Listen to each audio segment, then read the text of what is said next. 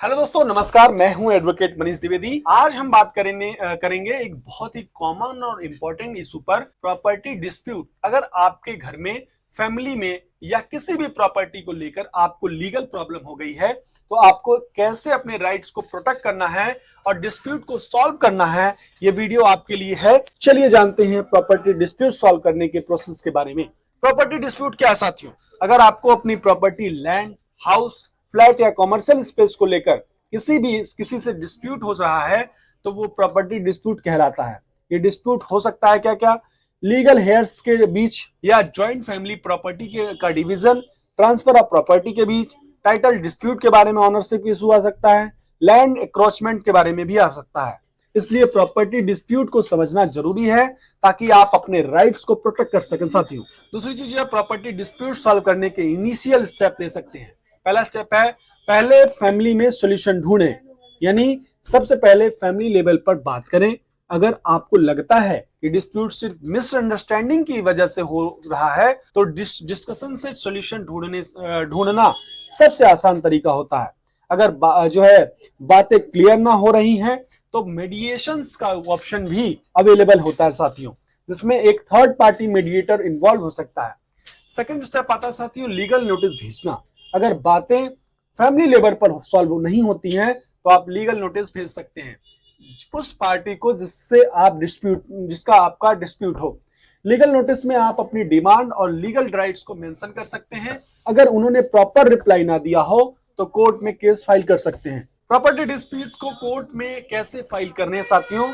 पहला स्टेप है, case file करने से पहले डॉक्यूमेंट, यानी सबसे पहले प्रॉपर्टी रिलेटेड डॉक्यूमेंट कलेक्ट करना बहुत जरूरी होता है, जैसे टाइटल डीड, प्रॉपर्टी का ownership proof, land record, mutation papers, sale deed, will और गिफ्ट डीड अगर एप्लीकेबल हो, property tax receipt, previous court का ऑर्डर अगर कोई हो। लीगल रिप्रेजेंटेटिव के थ्रू आप केस फाइल कर सकते हैं या सेल्फ रिप्रेजेंटेड भी कर सकते हैं साथी। सेकंड स्टेप आता है, केस जुडिक्शन को समझें, यानी डिस्ट्रिक्ट कोर्ट में केस फाइल होता है। अगर प्रॉपर्टी का वैल्यू 1 करोड़ तक हो, लेकिन स्टेट हाई कोर्ट में केस फाइल करते हैं, तो अगर प्रॉपर्टी का वैल्यू 1 करोड़ से ऊपर हो, तो आप स्टेट में कर सकते हैं।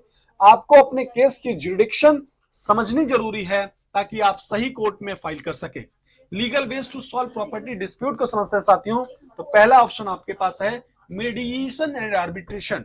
मीडिएशन में एक थर्ड पार्टी मीडिएटर आता है, जो पार्टीज को एक म्यूचुअल एग्रीमेंट तक पहुंचाता है। फास्ट और कॉस्ट इफेक्टिव प्रोसेस होता है साथियों। आर्बिट्रेशन एक बाइंडिंग प्रोसेस होता है, जिसमें आर्बिट्रेटर का डिसीजन दोनों पार्टीज को मानना पड़ता है साथियों।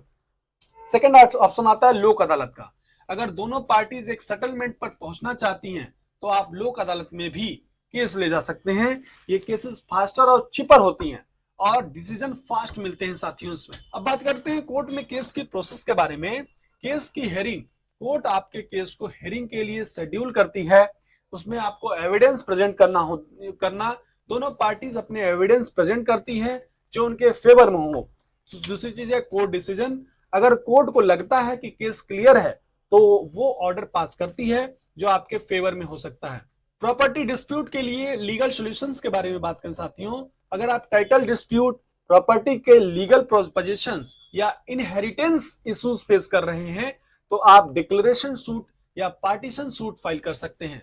अगर आपको इलीगल इंक्रोचमेंट का इशू है, इविक्शन सूट या रिमूवल ऑफ इंक्रोचमेंट का केस फाइल कर सकते हैं साथियों। और अब वीडियोस को कंक्लूजन में पहुंचते हैं।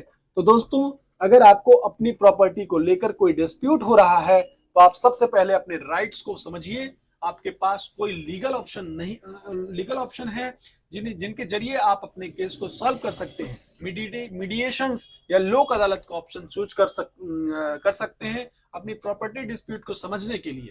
अगर आपको ये वीडियो यूजफुल लगा हो, तो इसे लाइक करिए, शेयर करिए और सब्सक्राइब करिए। अपने लीगल नॉलेज को और इम्प्रूव करने के लिए आपका अगर कोई क्वेश्चन हो, तो आपको फर्दर हेल्प की जरूरत हो, तो कमेंट बॉक्स में लिखिए, हम आपकी मदद करेंगे। मिलते हैं नए टॉपिक के साथ, तब तक चैनल पे बने रहिए। जय हिंद, जय भारत।